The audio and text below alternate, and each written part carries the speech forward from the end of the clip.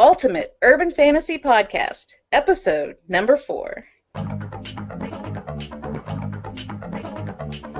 You're listening to the Ultimate Urban Fantasy Podcast. We've got all that's awesomely supernatural on TV, movies, books, games, and more.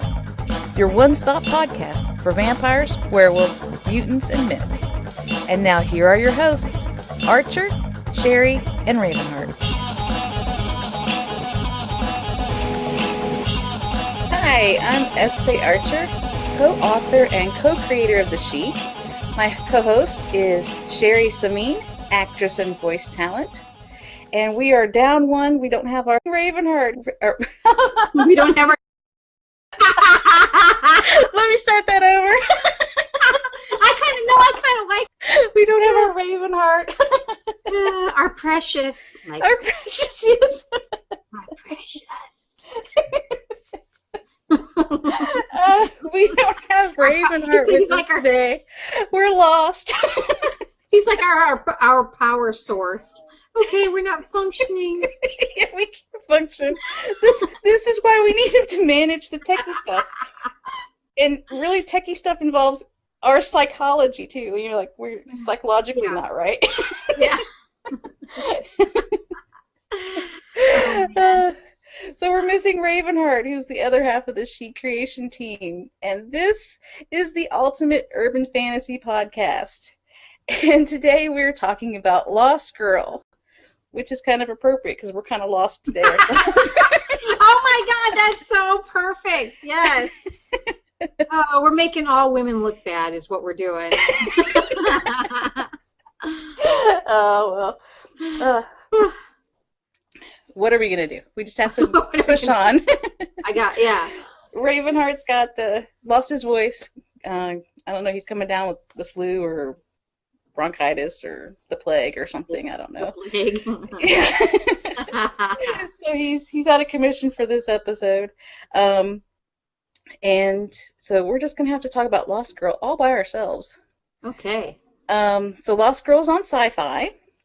I've been watching it on Netflix, so I've seen the first half of the first season. And so I know some of the backstory, and then you've been watching it, the latest episodes, yes. Right? Mm-hmm.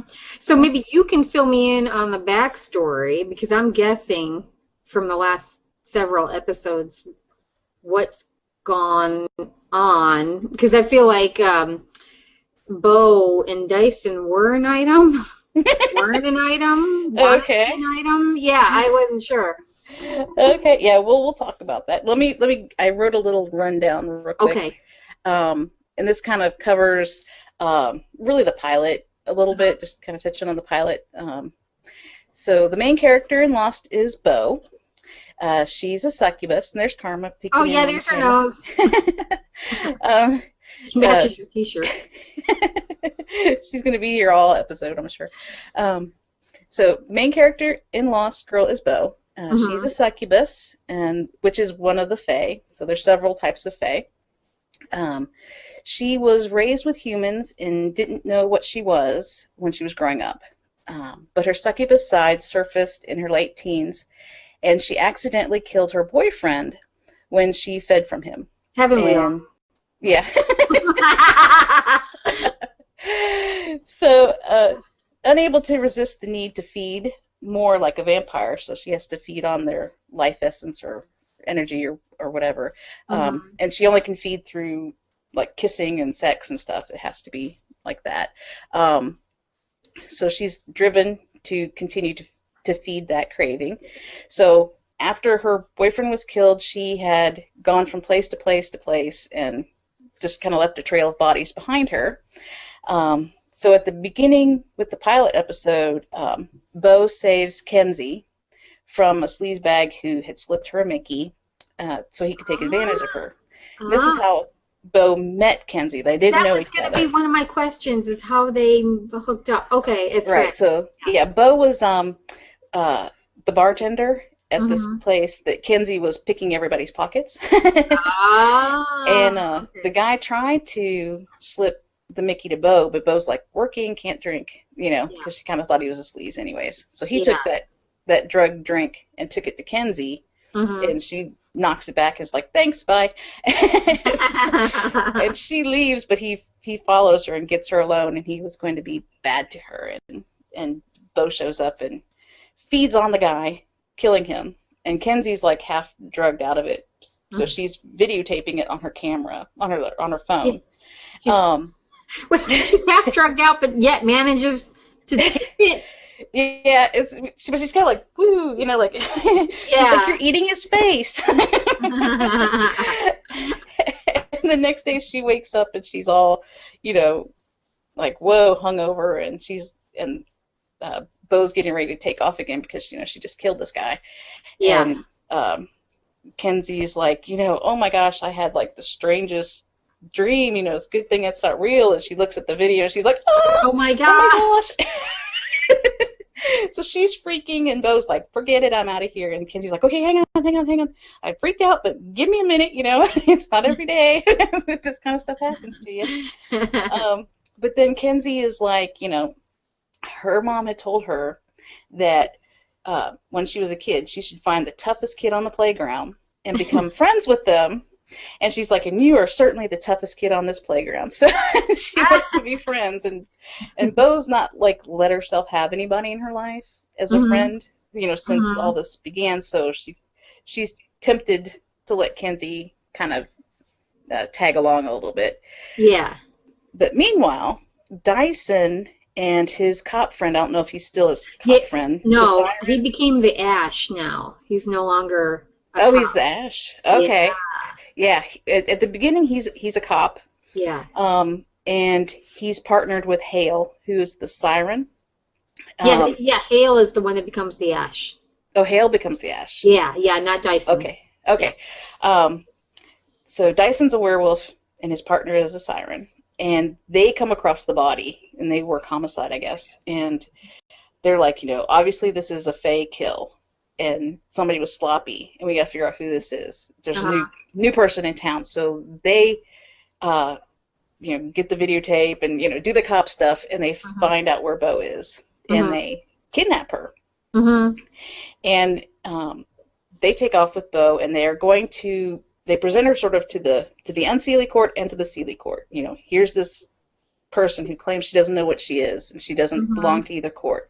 Yeah. So they put her through a testing process to see if she's worthy, and if she's not worthy, she's going to die. But thanks to a little help from Dyson and Kensi, she's able to get through the testing process and survive. And they're like, okay, now pick your court. You're going to be Seelie or Unseelie? And she says neither. She doesn't want any part of either court. So she becomes sort of this unusual, unassociated person that can kind of move through both worlds, but not a part of either. And nobody trusts her, but like when one side wants to do something that kind of crosses the line with the other side, they kind of send her as they start hiring her as like a private investigator kind of thing to go and handle different issues in the next episodes that come. So, but then she's all about, I don't know who I am, I don't know who my parents are, and so she's trying to learn all that stuff, at least in the first few episodes. That's what. Yeah, not in the latter ones. That hasn't even come up. Okay, so maybe she's got that figured out. Yeah. So. Yeah, which I was trying to figure out why she was raised by humans and how that happened. You know what I mean? Like, they never went into that, I guess. Yeah, the early stuff they talk about that she was in danger, even from infancy. Like, there's something about her that, I don't know, was going to make her special, or they predicted something, or I'm not sure what it is. But, so, fearing for her life, her parents sent her away. And then she was raised by humans completely. The humans didn't know what she was. She didn't know what she was. And so, that's... Okay. Yeah. All right. No, that gives me a back, because I was trying to figure it out, because the Dyson, there's like, I couldn't tell if they were dating and then they broke up, and because there's like this chemistry, it seems like, between the two of them. Yeah, there's chemistry right from the beginning, and what they've done in the early episodes is, you know, she needs sex to heal. Yeah. And he's kind of her friends with benefits that does that for her. But because she's not clearly associated with the Seelie court. He can't, and he's Seelie. He can't just be seen helping her out a whole lot. So even though, like, right off the bat, she's like, oh, I think I have feelings for him. And he's like, I think I have feelings for her, because of her political stance, he's not being permitted to, pursue that as a relationship. And so he's like, we got to keep this on the low key, and it can't become more than this, it has to just be. Okay. So werewolves are Seelie, or werewolves can be just like the other Fae, and they can be unseelie and Seelie. I think it's that any individual gets to pick. Oh, okay. So they could go on either way. Okay. There's probably, and I'm not sure, I haven't seen enough to know, but there's probably certain ones that are going to be tending towards one or the other by the nature, because it seems like they're doing the Seelie or kind of the dark, baddish people. Yeah. So if you're naturally dark and bad because of whatever you are, you're probably going to go unseelie. Yeah. But. Okay. What I like the most about it is the quirky humor. Like, it's not all serious and everything. And I love Kensi's my favorite because of her attitude and her little comments and everything. Yeah. But I kind of was like, the first couple episodes, I'm watching it and I'm going, this is like a darker Grimm with soft porn. Because when you were first telling me about this show and you're sitting there going, she's killing guys, and I'm going, well, can you imagine as an actress, every week you got a new guy and everything, and I'm watching this show and she has yet to kiss a guy. She's been making out with only women. Not with only women. I mean, like, well, I was like, okay, well, there went that, because I was sitting there going, I would find it easier to make out with a woman, and then that's all the episodes I've watched. It's only been women, and I'm like, okay. And I was laughing because I thought you'd seen the episodes too, and I went, oh no, I couldn't figure out why you didn't mention that, but you didn't see them. Yeah. So far, she's kind of got a relationship starting with Lauren. Yeah, the human doctor. Does she hook up with Lauren? Oh yeah, they're hot and heavy. That was the stuff I was talking about. And I mean, I am completely into that. I mean, I like my porn. I like my porn when I want porn, and I like my show when I want show, but sometimes it was to the point where it's like, okay, enough already. I know you know what I mean? Like, I know they're together. It was gratuitous, and I hate gratuitous for no reason. I felt like they just threw it in. So I was like, okay, we know it. Okay, they make out and and they love each other. Okay, let's move on to the story. Yeah. So that's what I wanted to talk about, but I was like, oh, I'll probably upset some fans, because some fans probably like all that. You know what I mean? Yeah. I like a little bit, but if it's not what I'm there to watch, I want the story. It's almost like, a decade ago or so, this would have been on HBO or Showtime. Yeah. Where they could kind of. Oh yeah, I was thinking that too. Yeah. Sexuality. Yeah. Yeah, I don't know what they. This is on Syfy. Yeah, I was thinking that too, because then, now that you've seen the first season, I don't know how much they showed in the first season, but this season, it was pretty graphic, considering they didn't show exactly everything. You know what I mean? It was pretty graphic. There's a lot of naked backsides. Yeah. Yeah. As an actress, would that bother you to have so much, even if you're not showing the camera the nudity, you're still kind of showing your co-stars, unless they're all pasty down the front, A couple years ago, when in the beginning, I would have said, no, I'm not doing that. I want nude color, because they have what do they call it? I can't think. Modesty things for the actors that they can cover, but yet still look nude. And everything, and I know my professor was like, look, if you don't want to do nude, you make sure they put it in the contract that you don't do that. And she goes, don't do it just because you feel pressured to or whatever. She has no problem with being nude. She'll be nude on stage. But she was just saying, don't let anybody pressure you to do it just to be in the thing. But now, a couple years later, not that anybody would want to see me nude, I was telling James, I'm like, I really don't think with all the 20-year-olds out there, you're going to want to see this body after a couple of births. You know what I mean? Like, it's not going to be probably that pretty. But I mean, but I'm like, if they asked me to do it, I would probably do it now. Would you? Not, but it would be weird when I think about like my husband's coworkers watching the show. I mean, if they showed everything, you know what I mean? Right. I think that would be kind of weird. Family, Mm-hmm. you know what I mean? Stuff like that would be kind of weird. But no, I think I would do it. Yeah. Before I started writing urban fantasy under a different pen name, I used to write erotica, and it was like, my mom would be like, "I want to read your stuff," and I'd be like, I don't know. Yeah. It's like, I don't want to know about yours, and I don't want you to know about mine. You know what I mean? She did end up reading one, and I was like, Would she say okay. Like, I'm going to die of embarrassment. Did she say anything after she read it, or no? She said it was very hot. It's like, Mom, I don't want to know that. I don't want to know that. Yeah, I don't even want to think about it. I just, immaculate conception. I just don't even want to think about it. I'm sure Alexi's going to be doing the same thing. Like, I don't even want to know. But at the same time, having written that, it's like I can talk to people more than I would have been able to before.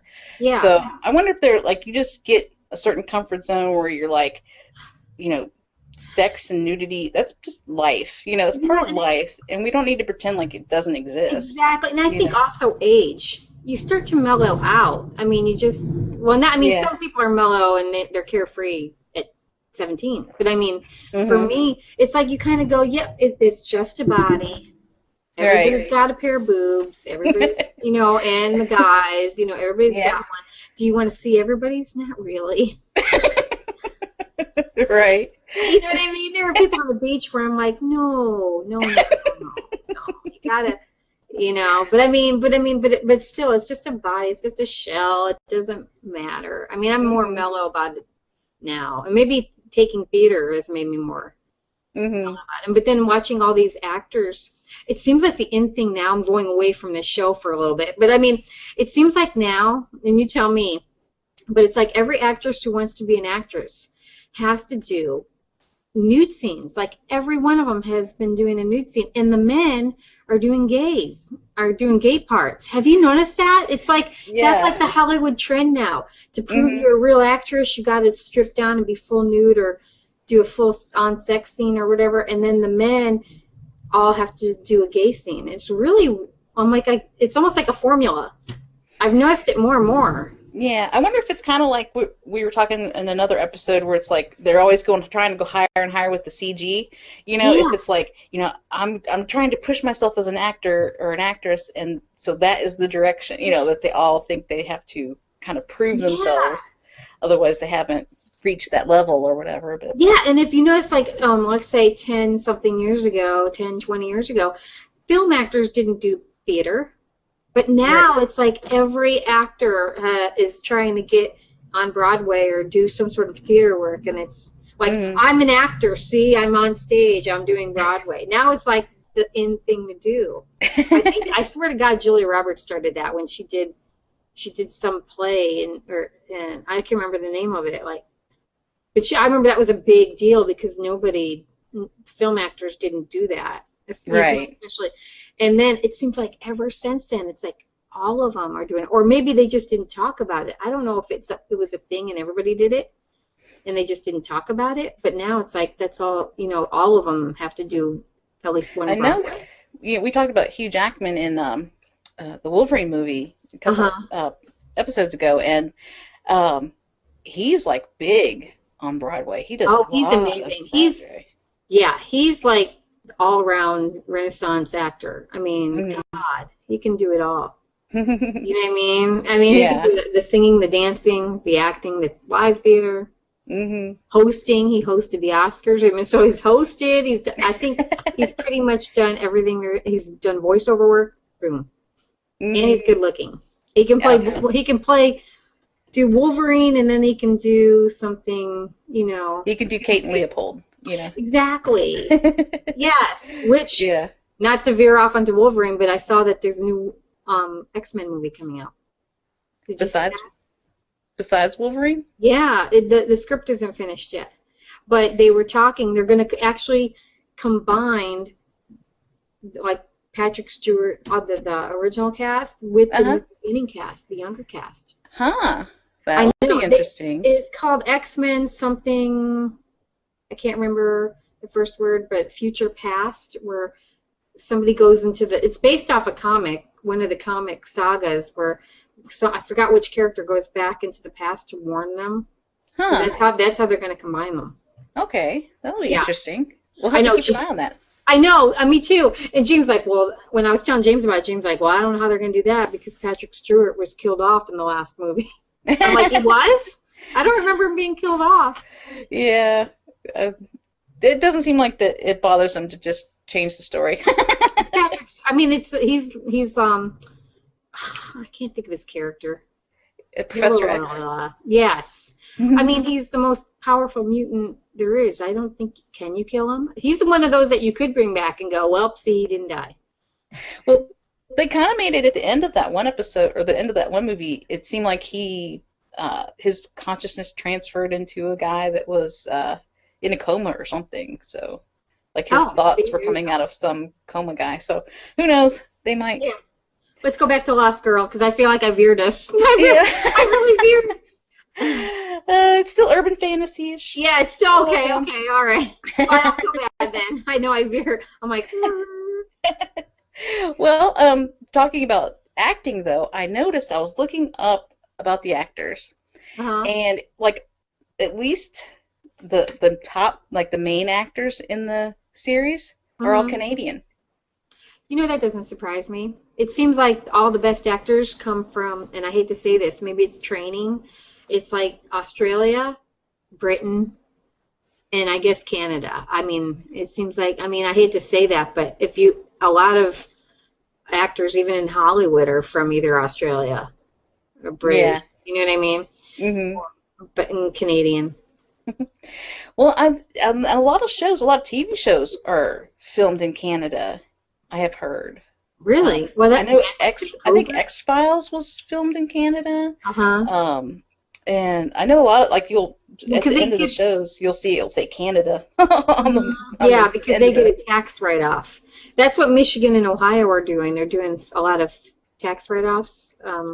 So a lot of movies are being filmed in Michigan. Detroit is a big place for movies to be filmed too now. And Ohio is getting in on it. They're going, hey, wait a minute. We can do this too. So Columbus is becoming their own little, like, film hub too. Oh, so we're going to have, like, mini Hollywoods. Yeah, all over, which, everybody's getting in on it. But, yeah, I think Canada was, like, that's why they were going to Canada a lot, because they were getting, Yeah, I heard it was cheap. Less expensive, anyways, to film in Canada. And that they have a lot of different kind of landscapes that you could use, everything from very urban to wilderness looking, so. Yeah. Which I guess the same here. I mean, but I think that's why all the rest of the states started going, wait a minute, we got to get in on this. We got to have, so there's been a lot of movies. There's been a lot of movies filmed up in Detroit, like Real Steel with Hugh Jackman. That was filmed in Detroit. Was it? Yeah, a lot. Well, I don't know about the whole thing, but a lot of scenes were. Because I was seeing audition things for extras and stuff like that, and I don't want to be an extra. I mean, I did that one time, and it's horrible. I mean, they keep you in a room for 12 hours, and they let you know when they need you, and then they feed you and stuff, but you're stuck in a room full of people, however many they need, and then after hours and hours and hours, then they'll come in and they'll pick out who they want, and it doesn't matter if you've been there all day, they may not use you. Right. It happened to me. I was there for like 12 hours and they didn't even use me. They picked pretty much everybody in the room but me. And I'm like, yeah, and they don't pay you because you're extra. So I'm like, well, I'm never doing that again. Yeah. Yeah, it was for a Hilary Swank movie that was filmed up there. I forgot the name. Yeah, so I got to see her and I got to see Minnie Driver. I mean, I walked by them and everything, but I mean, I'm like, but I didn't like it. It actually turned me off from films, believe it or not, because the crew is they're not friendly. It's all business. You know what I mean? Like nobody smiled at you because you're nobody. You're nobody. Yeah. You know what I mean? And the stars didn't want to talk to you because, you know, you can imagine they're probably hounded all the time. Right. So they don't want to be bothered. I just got turned off by the whole movie business doing that. With theater, it's more family. Everybody's there together, you know? Right. And you've done a couple television episodes. How's television?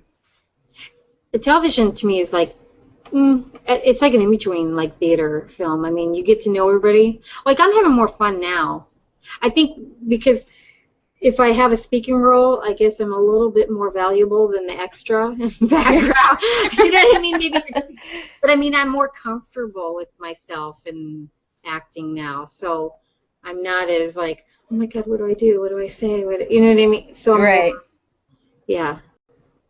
So I think I have a better time now. It looks like, just glancing through, I haven't seen these actors in very many other shows, the ones that are in Lost Girls. I know. Lost Girls. I looked at their stuff, but it looked like they had a lot of small parts in a lot of different television episodes, like, you know, one or two episodes on something, and then, you know, they might have been big characters on a small, you know. Yeah, like Dyson looks really familiar to me. Holden-Ried. Yeah, he was actually, I've got Karma visiting. Hi, Karma. Wow. She wants some attention. Dyson actually was in The Tudors, if you saw that. Maybe that's why he looks familiar. Yeah, he was one of the king's best friends before he died on The Tudors. Oh, okay. And, you know, I'm really good with faces, and his looked really familiar to me. Yeah, and we thought so, too, when we were watching. And it was Ravenheart that was like, he was on The Tudors. I was like, oh, yeah. And you talked about gay roles. He played a gay guy. See? Yeah. Like, you're not there. You haven't made it until you've either done a full-on nude or gay scene. You know? Yeah. Or I guess bi, because he was like married, but he had a lover. Yeah. In The Tudors or another show? In The Tudors. Oh, okay. I couldn't remember that. Okay. What about the one that plays Kensi? How do you say her name? Ksenia or Ksenia Solo? I don't know how to pronounce that. I thought it was Ksenia. I'm not sure on how to pronounce it, but yeah, she's actually from, like, her family is from Latvia. So that's like a Russian name. Yeah. And she moved to Canada back when the Iron Curtain was coming down. They were having all that trouble over there in Russia. That's when her family came to Canada. And it looks like she's been an actress since she was a child, like almost. Wow. I was going to say, because she's really good. 13 years. Yeah, she's very good. And she's got such a cool look. I like her look. Like, I could just stare at her all the time. Just the way, I don't know if that's a wig she's wearing or if it's her real hair. I didn't look up She has different hair like every episode, I think. She was blonde for one that I saw. Yeah. For a moment. I mean, she was blonde. I'm like, oh, she looks good as blonde. She's just one of those people that you could put any wig on or any kind of hair, and she looks good. Yeah. Her eyes, though, they almost look like she's not human. Because they're such a like light she could blue. be Fae or something. Yeah.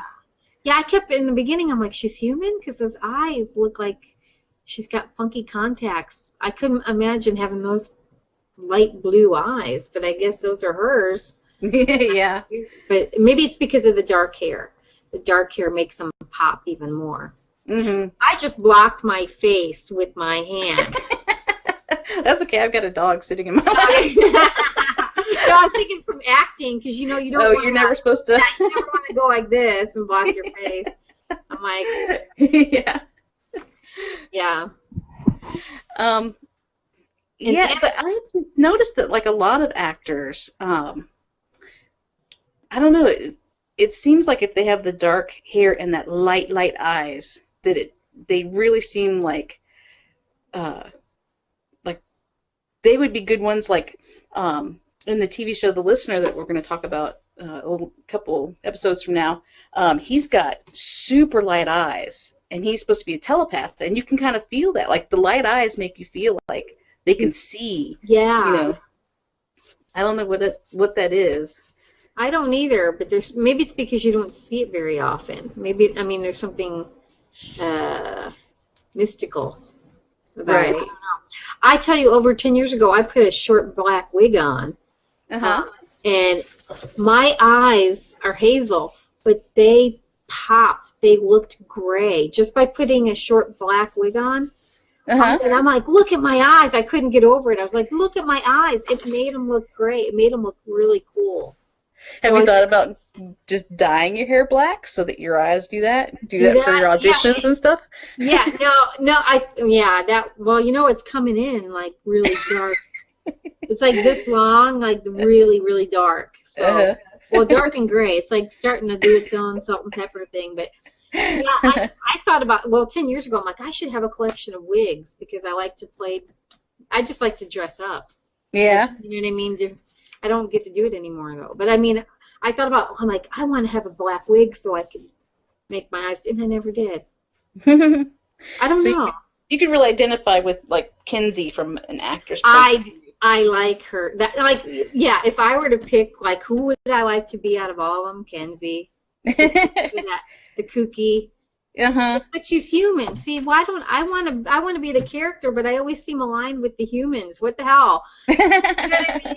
I did that with London in your series. I'm like, well, the only human. I aligned myself with the only human because I liked her out of all of them. Mm-hmm. Well, Kensi, I mean, I really like her. I normally would go for the Fae, but like you said, she's so funny. You know, she's quirky.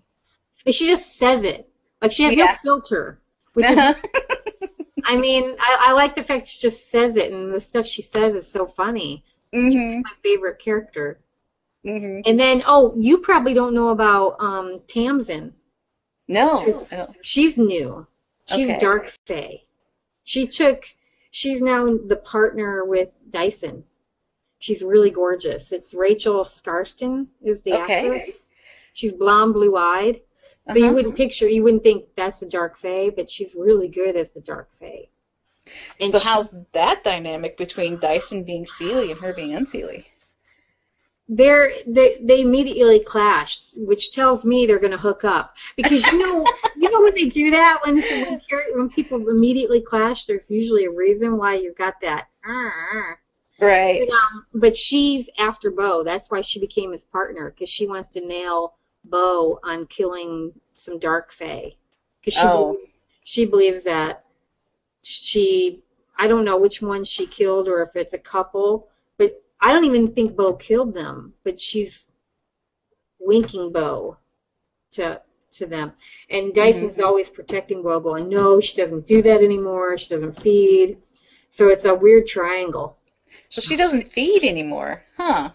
That's what Dyson said. Not like that. He said how did he phrase that? It's like she does something special. She doesn't feed off of, unless she's defending herself. I mean, she does feed off of him when she needs to. Like when she's fighting somebody or whatever.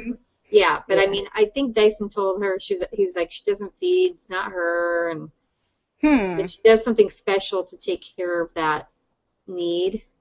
Yeah. I don't know. But then, she's hooking up with that doctor now. So, was that Lauren? Yeah, Lauren. Yeah. So, she's getting a lot of stuff there. Lauren can't keep up with her in these last couple episodes. Lauren, they have an open relationship at this point, because Lauren's like, I don't have the energy to sexually keep up with you. So they went and they at one point in one of the episodes, they went to a bar and they picked out somebody together. She could hook up with. And Bo's like, are you sure? Are you sure this is okay? And she goes, oh, believe me, I'm good. She's like, I can't do it. I can't do it all the time. And so I thought that was interesting, because it made me think of in a human relationship, like people who have open relationships. Mm-hmm. Like, no, you go and I'll go do this. And yeah. Yeah, actually, it kind of happened with Dyson early on, where like she was feeding off of him every time, and he was like, "Stop!" Like he couldn't, keep feeding Uh-huh. her, and it was beyond just sexually. I think he could have kept up with her sexually, but it was like she was feeding off him, and he was like getting drained, and he was Drained. like, it has to stop now. So Yeah. yeah. Well, Tamsin, I keep saying Tamsin, I mean, in the beginning, she was out for Bo, like something serious. And then the very last episode, this last one, they seemed to have, her and Bo had like a moment, not a moment of like sexual tension, but there was a Right. moment where Tamsin got to see her as a caring person Mm-hmm. and even let her feed off of her because Ah.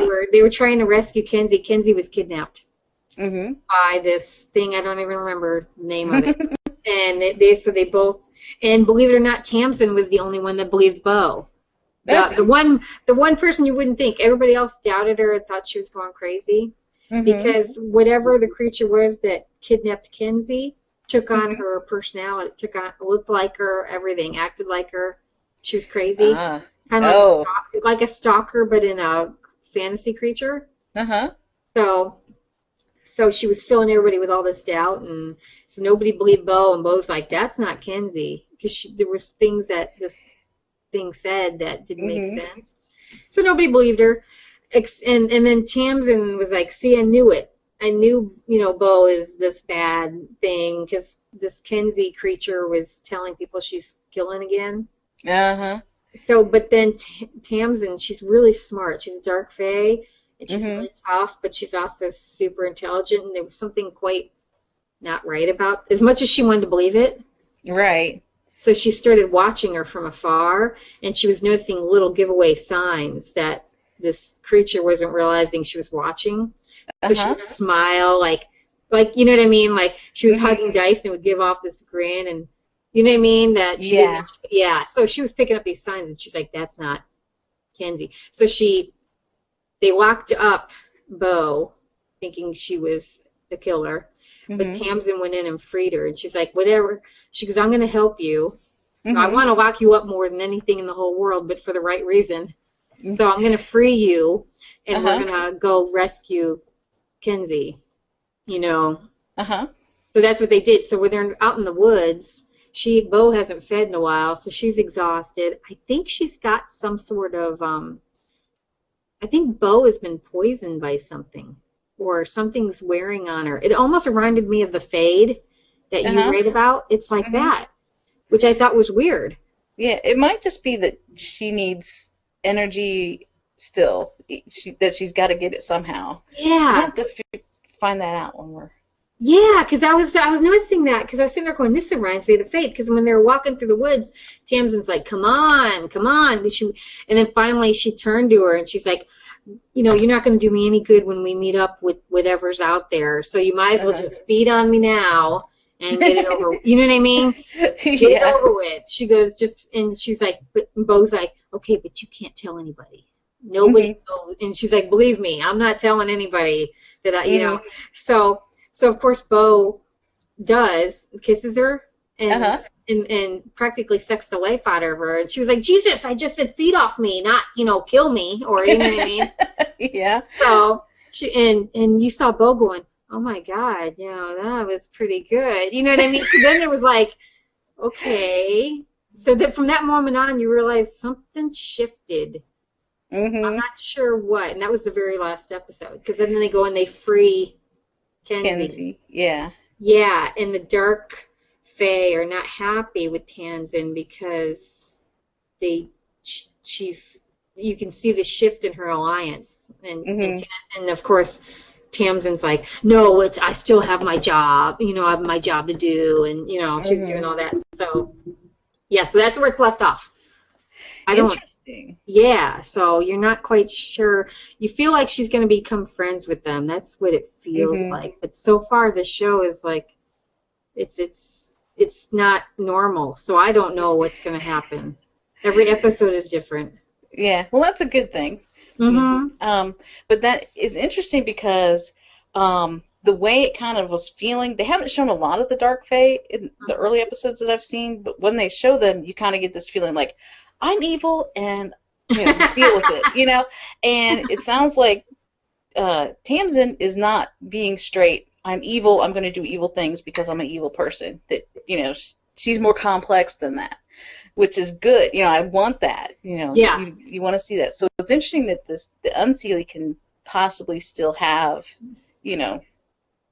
that there are more complex things about them than just they're Unseelie, therefore they're bad. Yeah, and when you see Dyson and Tamsin in the beginning together, you're going, "Ooh, that would be a wicked fight," because the way they would go, the way he would defend Bo and she wanted, you know what I mean? You would see this tension. You're like, man, if it ever came down to a fight, gosh, that would be a tough one because he's all raw power, which is perfect because he's a guy, so men are supposed to be physically strong, but yet she's got that edge and she's wicked smart. Not that Dyson isn't smart, but you know what I mean? She's more, it's like they're the uber feminine and masculine. Right. You know what I mean? And then this last episode when Tamsin freed Bo, Dyson walked in on it and he was like, oh no, you're not taking her, because he still didn't believe in her innocence yet. So, and she's like, oh yeah, we are. And she's like, and you don't want to piss me off. So, you know what I mean? She was really, and he's like, and you could see he was getting in her face, but she didn't. You could, you were a badass when you don't even, she didn't flinch, and she took him out. Her face changed into like a skull, and she did something to his mind where she made him all confused and everything. He went down in like 3 seconds. She didn't even physically touch him, and he went down. Oh, that rocks. Yeah, and then she goes, "Let's go," and Bo's like, you know what I mean? She's like, I had no idea. You know what I mean? They walk out. Yeah, so then you're like, crap, she's tougher than you realize she is. You know what I mean? Yeah, that is cool. She sounds cool. And I could see where you're talking about they're both so powerful, how they would be interesting with the couple angle. Yes. But then see, Ravenheart would be, if Ravenheart was here, I can already tell you what he'd say. See, what? He doesn't need to be here. I'll tell you what he'd say. Okay. I'm going to be like, okay. he'd be like, they always try and do that. Like, they can't just have a male and a female, bump heads or be on different sides. There always ends up, any tension between a man and a woman will become sexual tension. Like, the stories always want to go that way. Yes. So. Yeah. That's what I was saying. I'm like, they immediately butt heads. You're like, oh, there you go. They're gonna make out eventually because they hate each other. But I have met a couple people in my life that I instantaneously hated for no, like, we just hated it. It was like, and I was not end attracted. up sleeping with them. Yeah, and I didn't. That was the farthest thing from my mind, was to sleep with him. Yeah, exactly. but in the shows, it's like, it's sexual tension. That's what it is. Any tension is sexual tension. If it's, yeah. And especially in a show like that, it doesn't even have to be male and female. It could be anybody. Yeah, I'm learning with Bo. It's pretty much game on. whoever fits the bill. I was like, okay, and yeah. So James watched a few minutes of one, and then that was about it. He's not really. I don't know what he thinks. I'm like, well, if you like a little soft porn, honey, this is the show for you. But he's been so sick lately, he's not really into it. I've been trying to catch it when I could. Yeah. Yeah. I like the show. It's fun and funny. They do have a little bit of raunch, but they also have a little bit of gore, don't they? Yeah. I mean, you got your raunchy angle that might make you say, don't look, kids, But then they also have the gore angle, which, like, a few times it's like, I can't watch this now. Well, I didn't see anything that bad where I went, oh, I can't watch it. But yeah, but I do fact that they've got a little bit of everything, so it's not all this and it's not all that. It's got some serious stuff. Yeah. But it's also got the humor. Like, I like, in other cop shows, somebody's going to jump off a roof. I've noticed this in one episode I watched. And in the cop comes and talks him off. I mean, very seldom on a show does the guy actually jump or Right. whatever. You know what I mean? And then this episode, Dyson and Tamsin try to get this infected Fae off this roof because he believes he can tightrope walk. You know what I mean? And Dyson's doing his best, and Tamsin's like, let him go. He's going to go. Just let him go. That's her attitude on everything. She's like, I don't. If he wants to walk it, let him walk.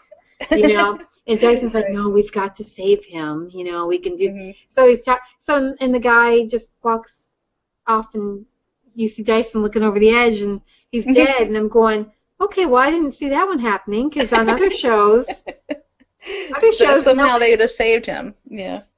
Yeah. You know what I mean? Like, that wouldn't have happened. But in this show, he just walked off and died.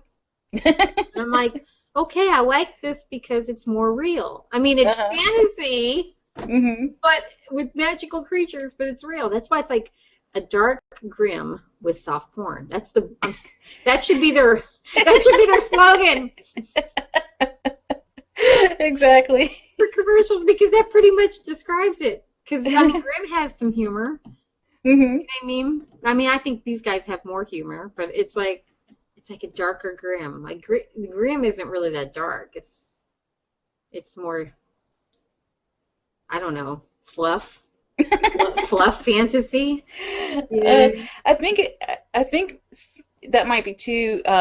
Grimm is like on network. Fairy tale. Well, it's on network TV. Yeah. And at least this is on Syfy. I don't think that network TV is quite ready to go where cable is willing to go on some things. That's true. Yeah. So I think that they go as far as that they feel they can. Yeah. Given their time slot in their network. Yeah.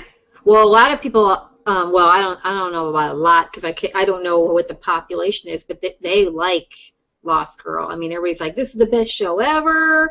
Yeah, she's got a huge fan following. A lot of people on Twitter. She came from other shows, I think. Yeah, you were going to say about Twitter? I've seen a lot of fan sites on Twitter that are Lost Girl fan sites, and a ton of people that are like, Lost Girl's awesome, in their descriptions and stuff. So wow. Well, it seems like they've been following. I'm assuming Anna Silk. Like a lot of them, I guess she came from other shows. See, I feel totally out of the loop because I didn't hear of this show until you. And yeah, I looked at it. I looked at her profile on the Internet Movie Database, and I didn't recognize hardly any of the shows. And those shows that I'd seen her on, I knew she was one episode, I think she was on Ghost Whisperer for an episode. Oh, really? Oh, okay. Yeah. But, the kind of person that, is just one episode here, one episode there, the story of the week person, not a regular person. Yeah, which is amazing. And she got her own show and she's the lead. I know, she's doing a really good job of it. Yeah, she's really good. So, I like her. Yeah. There's something, maybe I don't know, I just like the look about her. The dark hair, the dark, I don't know, there's something about her. Maybe she looks familiar to me too, I don't know, but I like that. She's not, what I like is she's not bone thin either. If you look at her, she's got some nice curves to her. She's not. Kensi's bone thin, but but Bo. God, how tiny her waist is. Yeah. I know. And I've seen episodes where she's just eating like a horse, and I'm like, that's her meal for me. Yeah, because she's so tiny. Oh, I know. And but like you said, I'm glad that they chose the actress for Bo, being that she's supposed to be the more sexually oriented one, that they actually got a human being, you said, and not a stick. Because you see these magazines, and it's they want people who are smaller than size 1, and it's insane. It's so not healthy. Yeah, and it's not real. No. So the body is not supposed to look like that unless you're in a third world and you're starving to death. It's not supposed to look like that. Yeah. A woman is supposed to have some curves, you know, and Bo has the curves, she's got that sort of the Yeah. sensuality going. So Yeah. I really like that, like you said, that Mm-hmm. she's a, you know, She's a more real real. person. Yeah. Hmm. Yeah, it was nice because when they do, because she does a lot of clothes off scenes, and I'm like, there, okay, thank you. A Hmm. real woman. Like, she's not, I mean, I like muscles and I like toneness and stuff like that, but there's a Hmm. point where it's like, oh, nobody looks, I mean, it's just too much. You know what I mean? Like, it's too Right. toned, too much muscle, too everything. It looks good, but, you know, to me, I like that, but at the same time, not everybody should look like that. I mean, if that Hmm. makes sense. You know, if it doesn't fit with the, I don't know. I just have this, like, and she just looks more real. Hmm. She, you know, she just has more of a real body. Like, she doesn't have these super toned arms and shoulders and, you know what I mean, Hmm. and a back. She's fit without being Yeah, crazy. Yeah. yeah. I mean, I can see doing it for a character or Hmm. something, you know what I mean? Right. But for every character, you know what I mean? Or just going through life like that. Like Cameron Diaz was told to stop working out because she was getting too toned because they said women were not responding to her in a positive way anymore because she just looked too good. You know what I mean? Like, you know what I Uh-huh. mean? Like they were. I heard that on the radio like months ago, and they're going, "That's pretty." You know, you work out a lot when the studios are actually telling you to not work out. You know what I mean? Yeah. When they're telling you you're too good, Hmm. because she doesn't look like the average person. So average women aren't, you know what I mean, aligning to Hmm. her. You know, Yeah. especially when she was in that pregnancy movie. What to expect when you're expecting. Even I watched that. She's like bone thin with a fake belly on, and I'm going, really?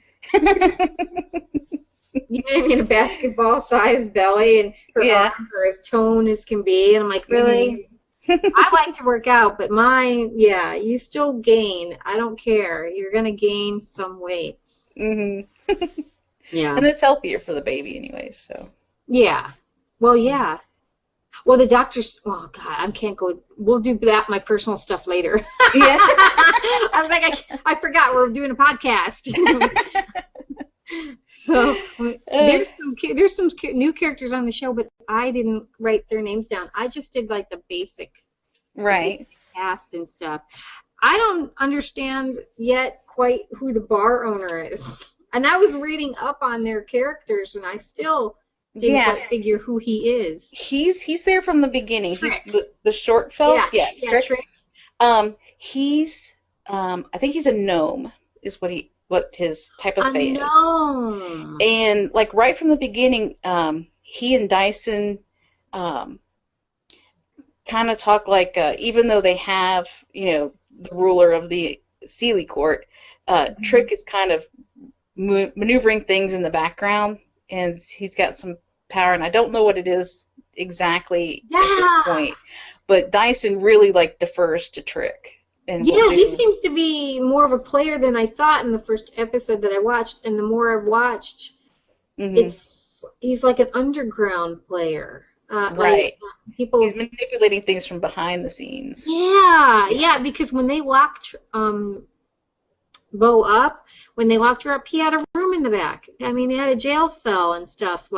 And I'm going, okay, there's more to this guy. If he's got fey jail cells in the back of his bar, Right. you know what I mean? Like, Yeah. and she was like, I mean, they really like had her handcuffed and I mean, and Hmm. everything. And I'm going, okay, there's more to this guy. And they keep coming to him for stuff.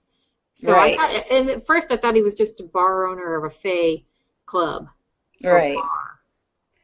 But No, yeah. yeah. In one of the episodes I saw, Kensi was sick, Uh-huh. and he actually like, he's got all this collection of Fae stuff, and Mm-hmm. the collector that he was buying from, he traded something that he like really valued in order to get an ingredient that he needed to save Kensi's life. So he at first he seems like she's a human, Uh-huh. but then because she is important to Bo, and I think he starts to feel a little bit of a friendship towards Kensi, he gave up something to save her life. So he's like a good guy, but Yeah, he's definitely seems like he's got a lot of. There's more to him. Yeah. Like you feel like there's more that's going to come out on him. Like there's something going on. Like in one of the episodes, and I don't know if this lady ever appeared in another one. She was only in one. And she seemed to be coming on to him big time. She was an older lady. Yeah. But they needed her to find out some info. And she put a cloth. It reminded me of something from a fairy tale, and I couldn't remember the exact thing. But anyway, she put a hand-woven something over their eyes and told them to just zen out. I don't think they were supposed to think about anything. And she took a hair, one of their hairs, and wove it in the threads in her spinning wheel. And she started spinning, and she goes, let's see what you're thinking about, or what's going on, or I don't know what she was saying. And she spun the spinning wheel on the cloth, and you'd see as the hair wove its way into this cloth or whatever. I don't know how that worked, because usually it was weird, because you know how you can't, it goes into an already made cloth. So right. Yeah. But anyway, so on the cloth though, you see images from their mind. So she gets to see it, but they don't, because they've got the other cloth or whatever over their eyes and everything. So that was interesting. That reminded me of something. It almost reminded me of Greek mythology. Yeah, the fates. Yes, I was just going to say the fates. There was only her. So it's like a combination. And they didn't use a spinning wheel, I don't think. But the whole concept of the thread caught my attention. They did the threads, yeah. And putting the hair in there and the spinning wheel. And I kept going, why does that remind me of?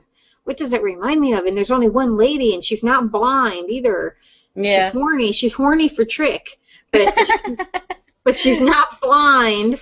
And yeah, it was like one of those things. I'm like, okay, was she created, or is she based off of something that I can't quite place? I couldn't figure that out. I think they're doing a lot of interweaving, because like Dyson is supposed to be a werewolf thing, but he's Fae, and so I'm not sure if they're just saying all werewolves are Fae, or if this is a kind of Fae that's sort of werewolf-like. Or, it's their take. They do a lot of blending, I think. But then again, that's what I remember I was saying. That's what I like about reading other people's, or seeing other people's take on it, because just the way they spin it. But yeah, werewolves are Fae. How could that be if they're supposed? See, that's the interesting take on it, because how could they be Fae technically if they're a human that became a werewolf?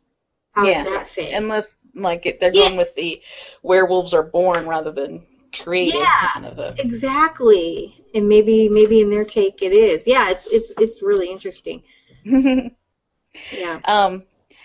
What's interesting for me with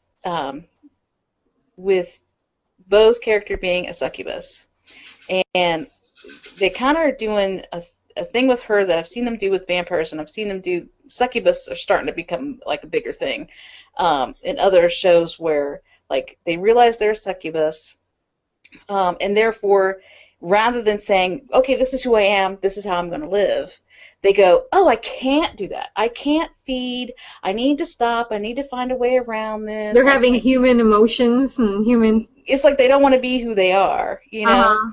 But and another show that I've watched, The Gates, they had a young woman that's a succubus, and she's like taking all this medicine so she won't feed and stuff. And it's like, instead of saying, okay, this is what you are and this is how you live, you know, like with vampires that like are regretful, and it's like, I'm going to just drink bank blood or just, you know, feed off animals or whatever. Instead of saying, I'm a vampire and I drink blood and that's how it happens, you know? Yeah. And just accepting that about themselves. Yeah. Yeah, it's not Interview with a Vampire anymore. Yeah. It's trying to deny themselves. And it's like, if there's been succubus, you know, since the beginning of Fae time, and there's got to be other succubuses out there. And even Lauren said she once treated an incubus, that why does she need to find a way not to feed? It seems like they should already have figured things out. You know, like you feed, this is what you do, and this is how you live, you know? Yeah. And if killing is how it has to happen, then you just figure out how to hide the bodies. Exactly. Or how about just stop right at the point of killing them? Right. Yeah. And move on to the next one. Yeah, self-control. Yes, that's what I was just going to say. Just have a little self-control, you know. rather than saying I can't do it at all. It's like Because it doesn't all make in sense. or all out. Yeah. Yeah, because it's like that with other things too, like the rhino horns. I'm just gonna go off on, rhino horns will grow back. They will. I mean, it doesn't make sense to kill the rhinos if you want their horns. If you just cut them off, they'll grow another one. You can come back and reharvest. I mean, I'm just, you know what I mean? It's like, so why kill Not off? that we're advocating. We're No, not advocating no, that. I'm not advocating. Yeah, I'm not advocating, but I'm just going. If you're going to do it, yes, if you're going to do it, why kill off everything? It's like over harvesting the ocean. Okay, if you like these fish and the bluefin tuna, don't eat them all. Right. Yeah, don't kill all the whales. They're almost the really expensive tuna are almost pretty much extinct because there's such an people are paying, especially Japan, are paying big money for them. Mm-hmm. It's like because they won't stop eating them. I'm like, well, people, if you would just lay off for a little bit, let them come back. Right. I mean, because once you eat them all, then nobody's going to have them, but nobody seems to care. But it goes back to Lost Girl, and like why can't you just suck them up to a certain point and let them come back? Yeah, there's so many people, and if Faye can survive it, just date a different Faye every night, and you're good. Yeah. So maybe you could have Faye prostitutes. and why not? It's a society like any other society. So. Why not have Faye energy prostitutes? Like, you pay me money and I'll feed you. Like vampire donation, like, okay, you can suck so much of my blood for a fee. Yeah.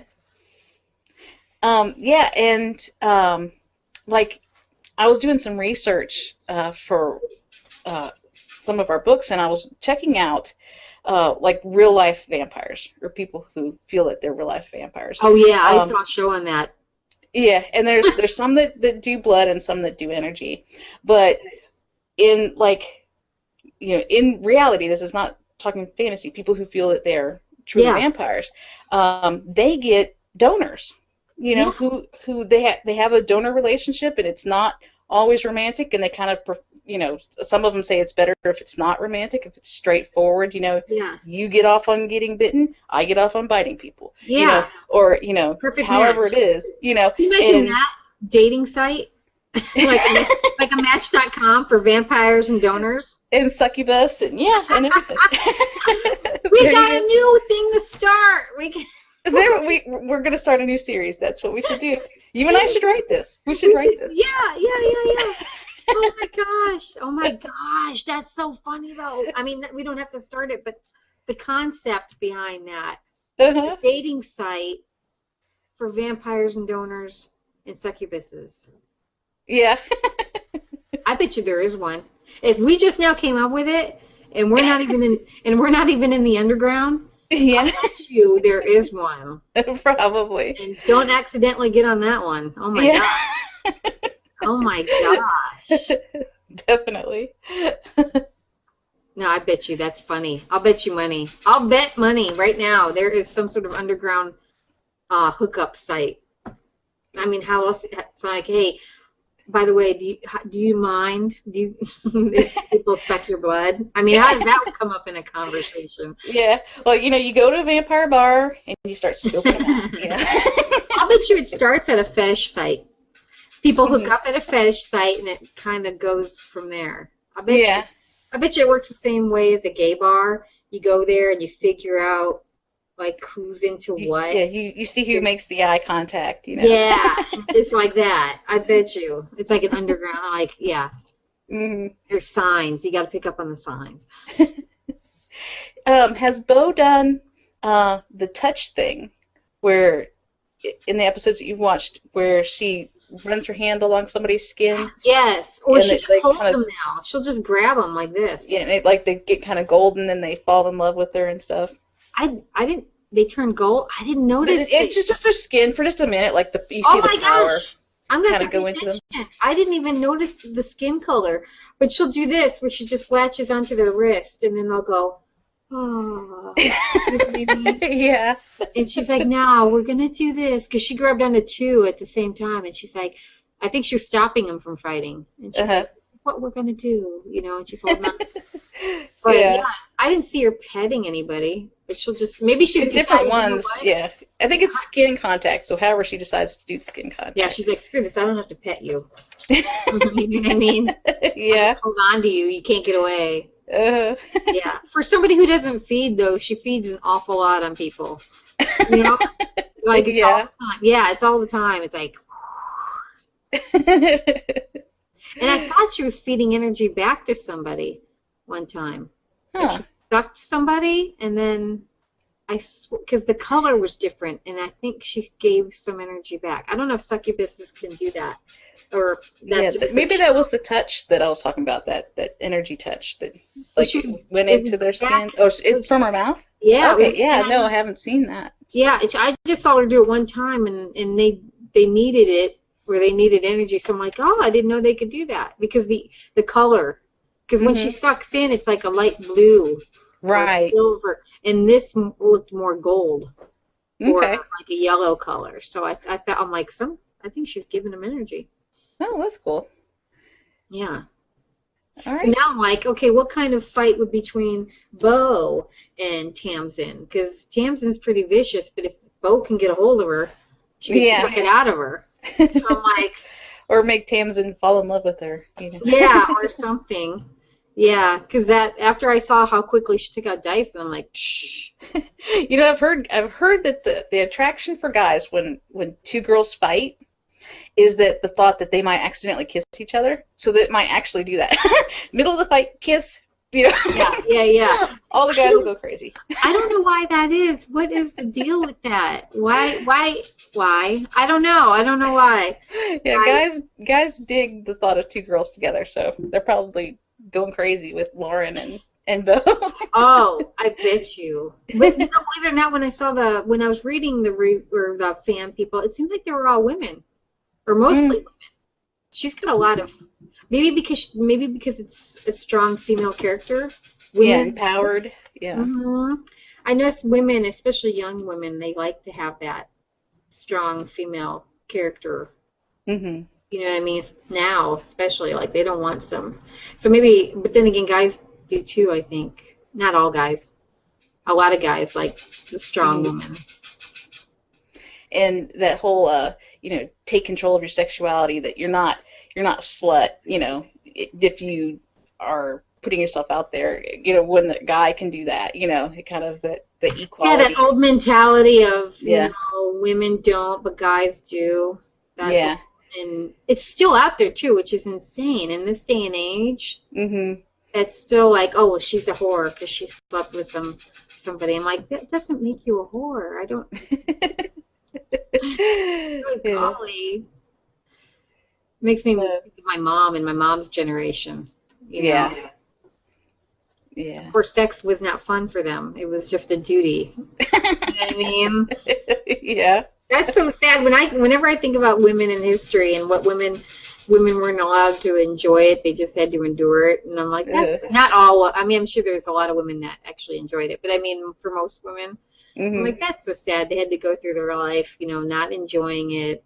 It wasn't just something they had to do. You know what I mean? And then give birth and hopefully live. Yeah, and you better give birth to a boy. Yeah. It's your fault. If it's not a boy, it's your fault. Oh God, yeah. Yeah. That's what I like about Jane Austen and Pride and Prejudice, because it was all girls. The Bennett family was all girls.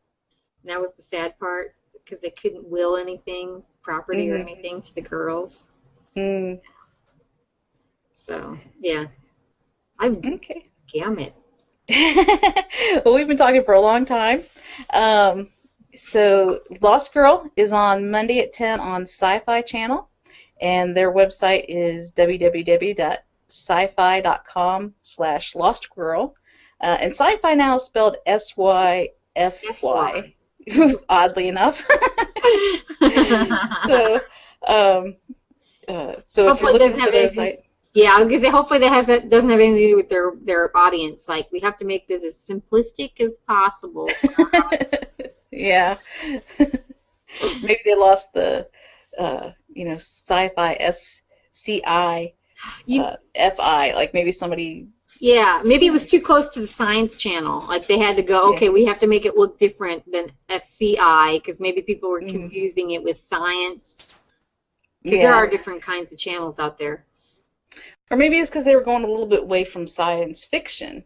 And you're like, this is urban fantasy with Lost Girl, and then they've got other stuff that they do that they isn't got necessarily. A whole bunch of other stuff. Yeah. More fantasy based, and I think they do wrestling on there too.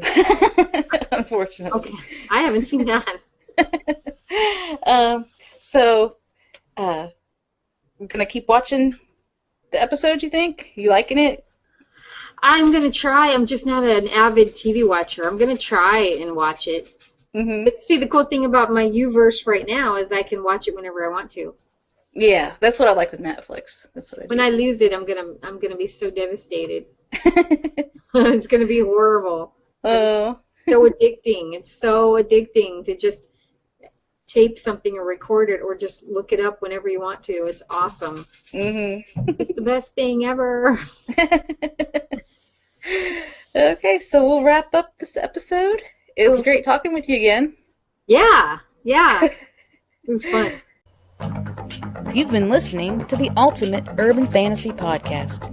Find us on the web at ultimateurbanfantasy.com. Make sure you sign up for the mailing list for updates and goodies. And hook up with us on Twitter, Facebook, Google+, and YouTube.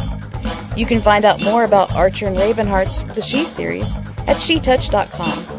That's SIDHETOUCH.com. See you next time.